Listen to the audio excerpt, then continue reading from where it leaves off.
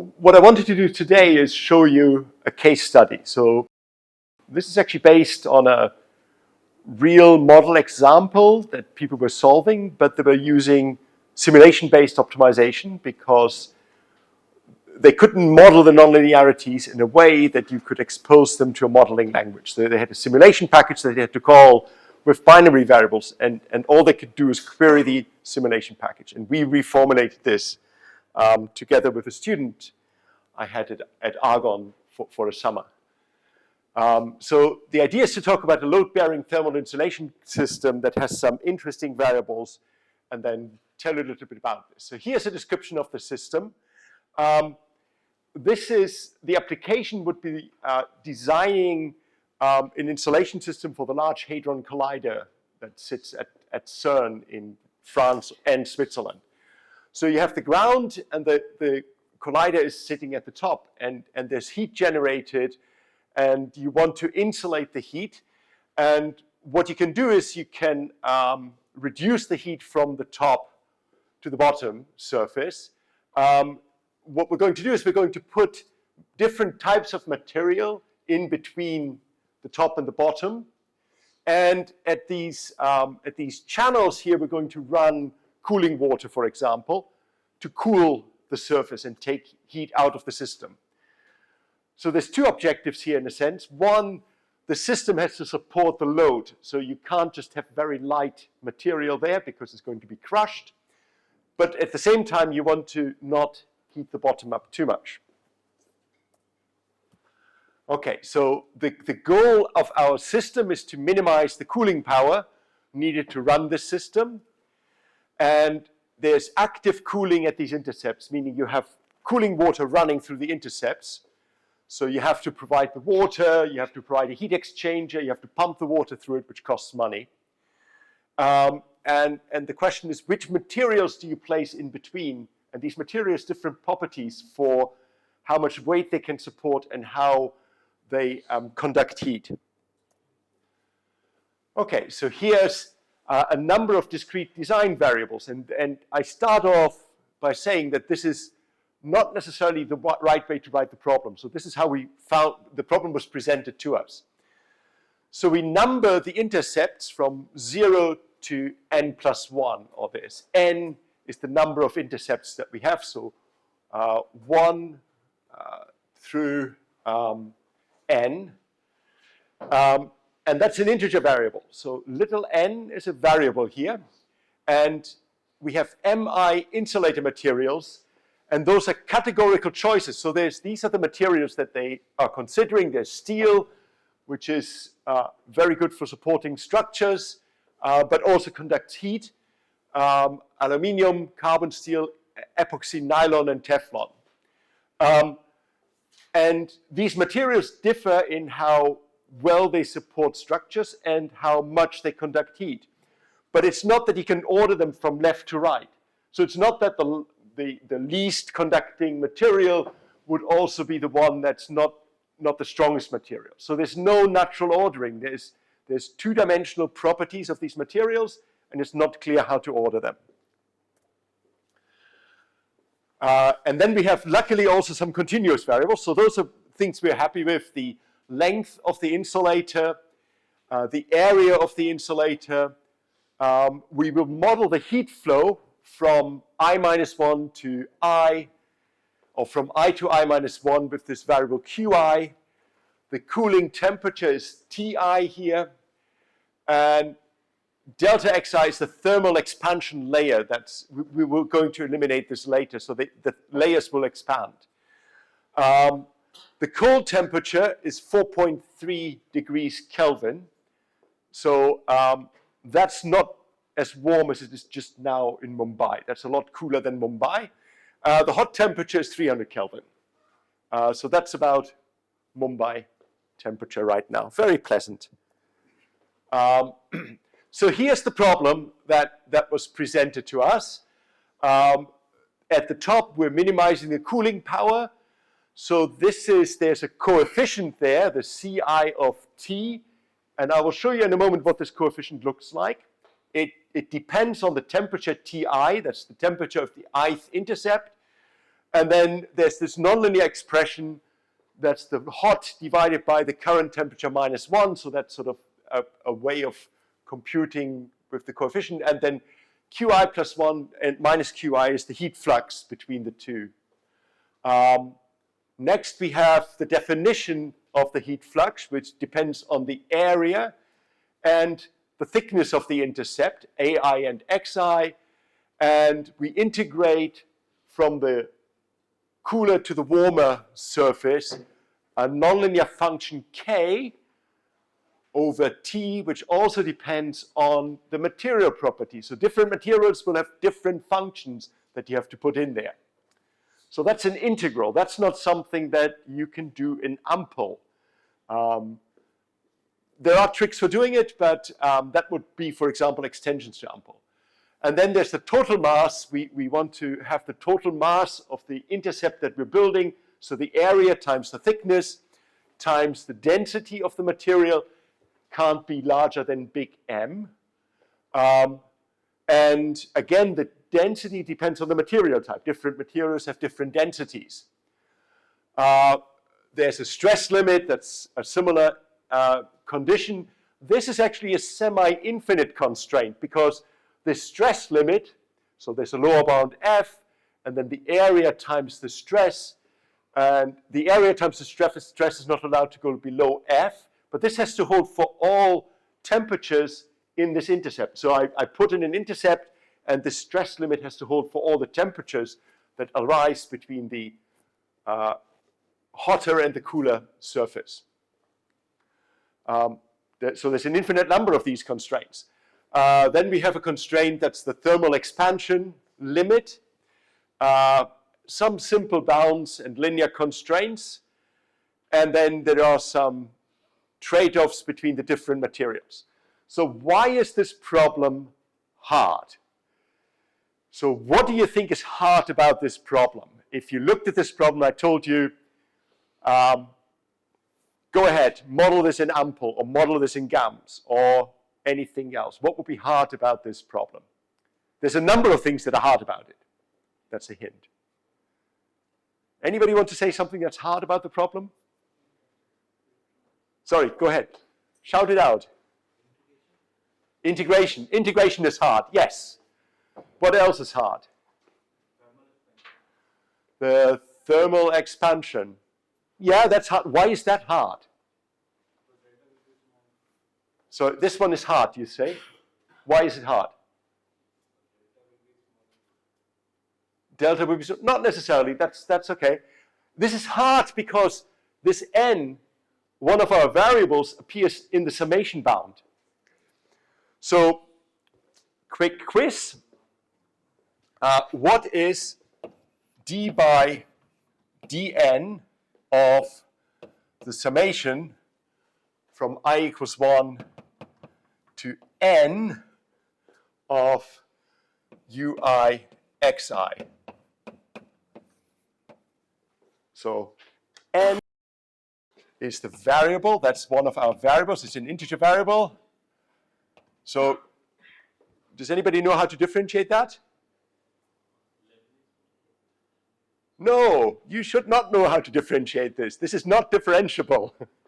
This is a step function, right? I mean, what is this if I put n equals 6.391? What does that mean for a summation? Do I sum up to 6 or to 7, or do I sum up to 7 but then only 0.3? There's ways of defining it, but in this way, this is not defined. So this is actually nonsense. So that we can't do that. That's why this is hard. This guy is hard. That's why this guy is hard too. So everything in red is hard.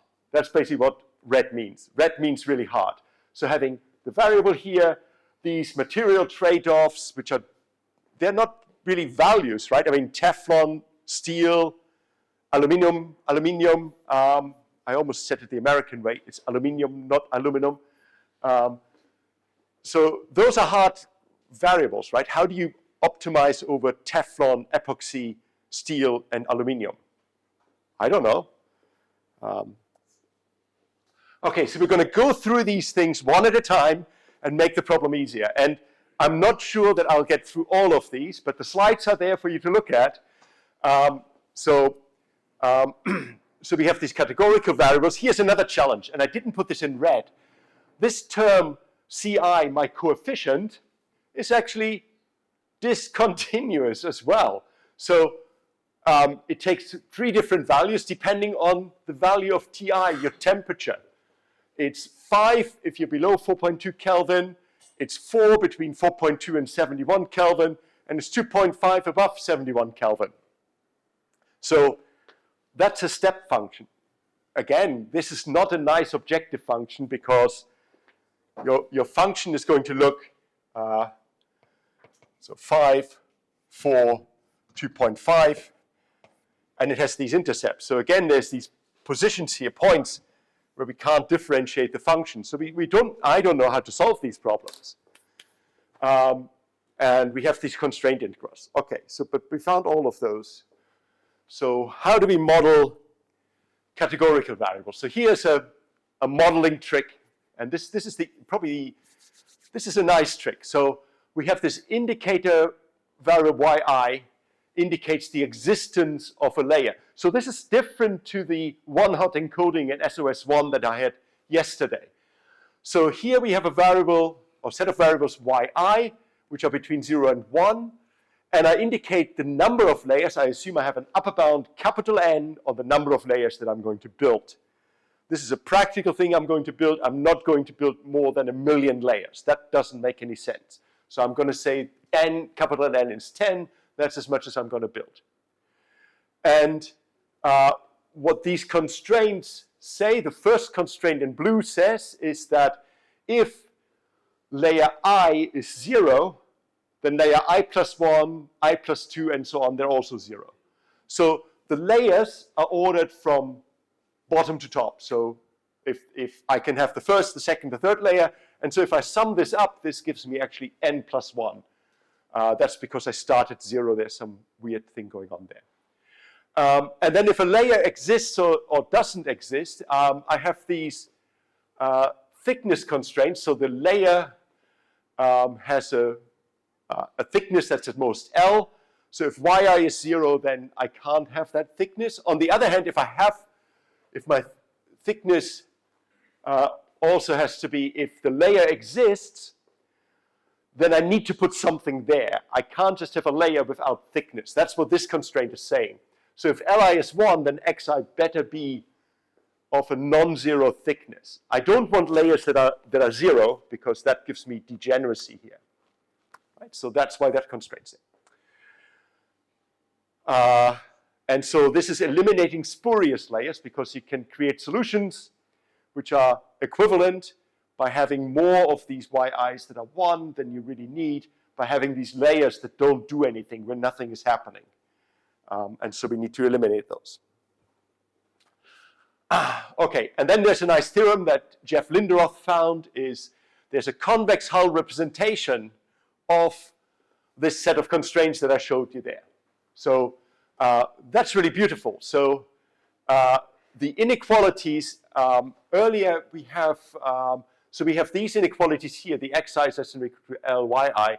It turns out that if you actually sum up the layers from I to n plus 1 and put them in here, you can strengthen this inequality, and this gives you a facet, which is a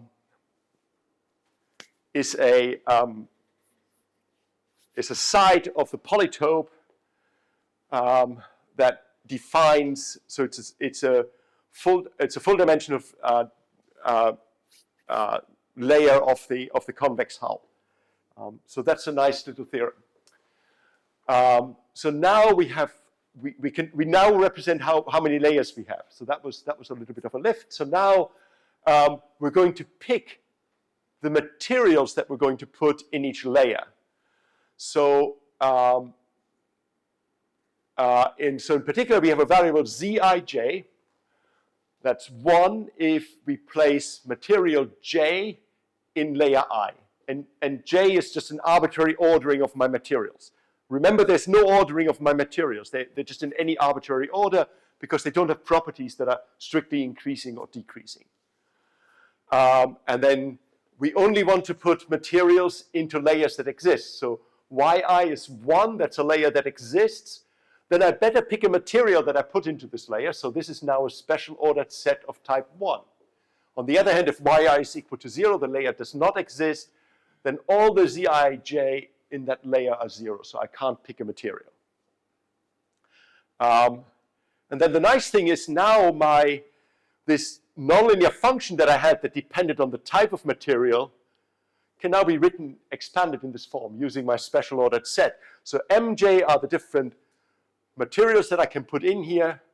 And so I just go and sum them up. And this is, again, the one-hot encoding or special ordered set of type 1 that will pick exactly one of those functions out that corresponds to the correct material that I'm placing there, which I decided by this variable zij. So I got rid of this categorical variable that says, pick a material out of this set by using a special ordered set of type 1. Or a bunch of these special ordered sets.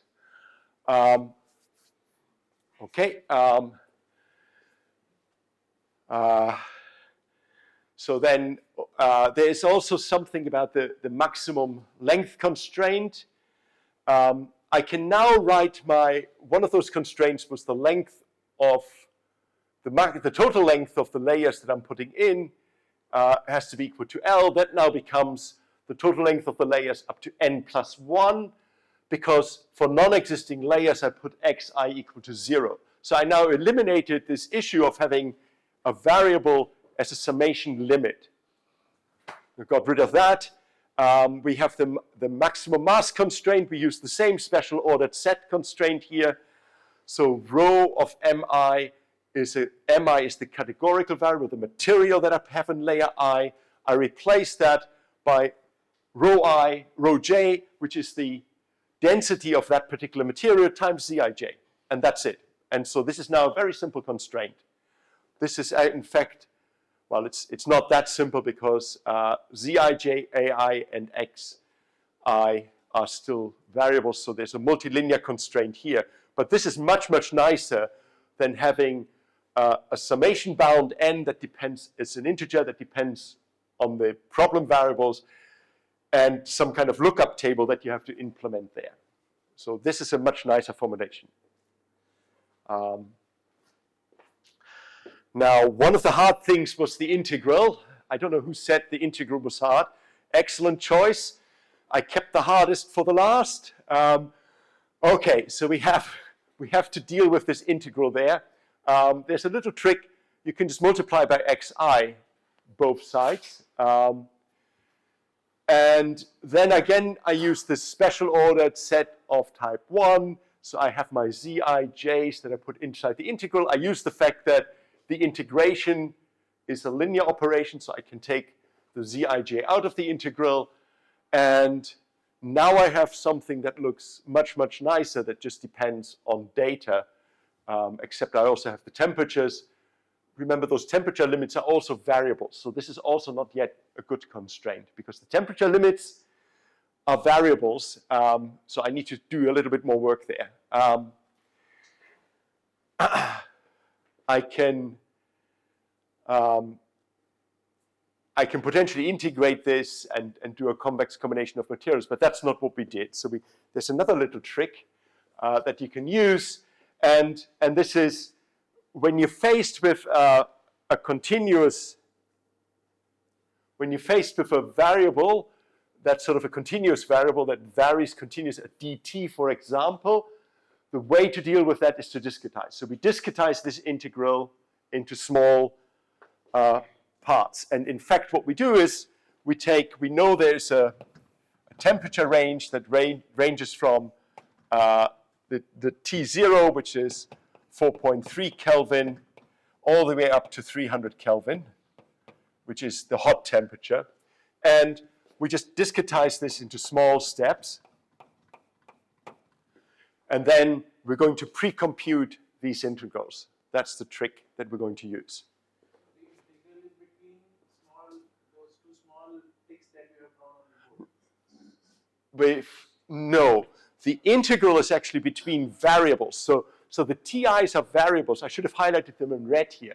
So you're going to pick a variable TI, which could be here, and here's, oh, this is TI minus 1, and here might be TI. So we're going to have to actually discretize these decisions as well. So at the moment, I just said I'm going to discretize the whole interval, but I'm also going to restrict my temperatures that I'm going to choose for my design temperatures so that they coincide with my grid. And then I'm going to pick temperatures in my optimization model for which I can actually compute the integrals. The alternative would be that if I wanted to do this, I could compute these could be pre-computed, but then I have to somehow clean up these parts there. And that's possible to do, but it's not easy because you end up with a more nonlinear equation. So when you're faced with a variable that's in infinite dimensions or a variable that's has an infinite number of indices, you discretize it. That's a general paradigm. And the reason is that it makes your life a lot easier.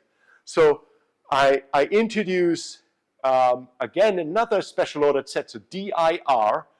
So TR here are my discretization. So this is T0, T1, up to TD, the final temperature. That's my discretization. And then I say my TI, the intercept temperature, has to be one of those. So this is a modeling approximation that I'm going to make. I'm going to pay a price for that, because if I have a very coarse discretization, I'm going to be further away from the solution. If I have a very fine discretization, then I'm going to be very, very close to the solution. And again, our old friend SOS1 is there. And there's a result that you can show that if you branch in the right way on SOS1 sets, you need at most logarithm of d branching levels. Okay, so now we actually have a smooth objective function. There's still issues to be dealt with. So here's just an illustration of what one of the functions looks like. So we have a piecewise linear cubic spline and a piecewise linear with added points approximation there that you can do. So this is the thermal conductivity versus temperature of Teflon.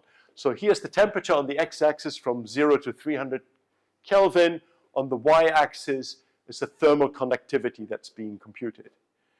And essentially what we're going to do is we're going to introduce a little variable vi that sort of represents Vij, that represents what the thermal conductivity integral is over one of those integrals. And there's a little trick that we can now pre-compute some of these integrals. So in particular, what we're going to do is we're going to pre-compute integrals from T1. Sorry, this should have been T1 here. We're going to pre-compute integrals from T1 to the current temperature, and we're going to call those, we're going to give those names. So this is going to be, we're just going to pre-compute integrals that go from here to all of those breakpoints here. Those are the integrals we're going to pre-compute. And then we use a trick from integration that says, if you want to find out what this integral is, you take this big integral and subtract the small integral. So we can now do differences of integrals to tell us what these things are. And by pre-computing them, we make them into these constants here. And you can work out that the integral, this integration that I have there from ti to ti plus 1 can now be written as this difference between special ordered sets multiplied by these integrals that go from 0 to the next step. Okay, that's integration. So a lot of stuff goes into this. Last one. We have this objective coefficient, but we did this yesterday. Hey, there's something that we did yesterday. Remember how we had a function, a constant divided by a function that we could express as a special ordered set, the th divided by ti, we had something like that. So now we express the ti with our special ordered set, we pull the special ordered set up, and look at that. It's now a linear objective function. Well, not quite, because we also have the QIs here. But at least this part is now nice. This was a discontinuous function a moment ago. This is now a linear function. It's not a perfect model, but it's pretty good. Okay, what's the price that you pay? You introduce a lot of additional variables and constraints. So there's a formulation that we have, the discontinuous formulation at the very start. That's the smallest, most compact formulation, but you can't really solve it. How are you going to differentiate with respect to n? You have to do these simulations. You have to write these simulations, compute these integrals, or you can do these smooth reformulations. And so that's what we did, and you can convey the logic inherent in categorical variables to the solver in this way. So this is actually, it's a large, smooth, mixed integer nonlinear programming model. The binary variables almost linearize the model, so there's a good chance of actually solving this and finding global solutions.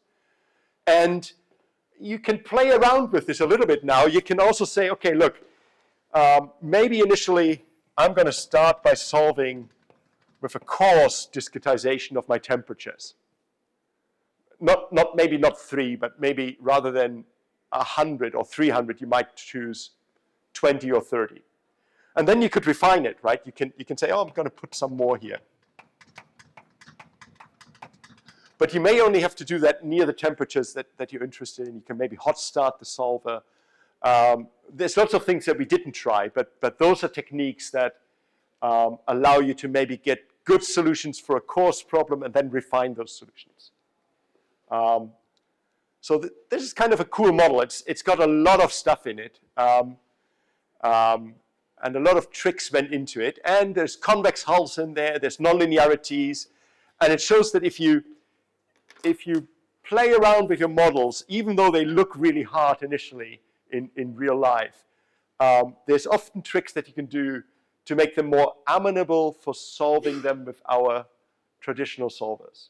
So that was a cool little experiment. And that was done with a student of mine who's now a VP for research at United Airlines. And he does crew scheduling and stuff like that for United Airlines. So pretty impressive guy.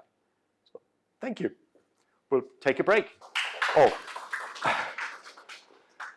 Actually, I should say, if you have questions, please ask questions. I went really fast over this. This was 20 slides in half an hour. So that's much, much more than I would normally like to do.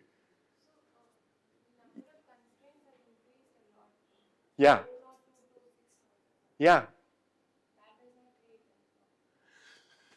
It does create a problem, but the original problem, the constraints are harder. You have to, each time you evaluate the constraint, you have to form an integral. You have to integrate a function. So the evaluation of the constraints, the 400 constraints, actually takes longer than the evaluation of the 7,000 constraints or so, because we pre-compute all these integrals. So there's a trade-off there, and the original problem is discontinuous, so I don't even know what it means if you're converging to a stationary point for these problems. So for the last problem, we can have some confidence that we find a global solution, maybe. For the first problem, I have no idea. But you're right, it's more constraints, but there are trade-offs. And I don't have the CPU times. They might be in the paper. I can show that to you afterwards. Good question. Anybody else?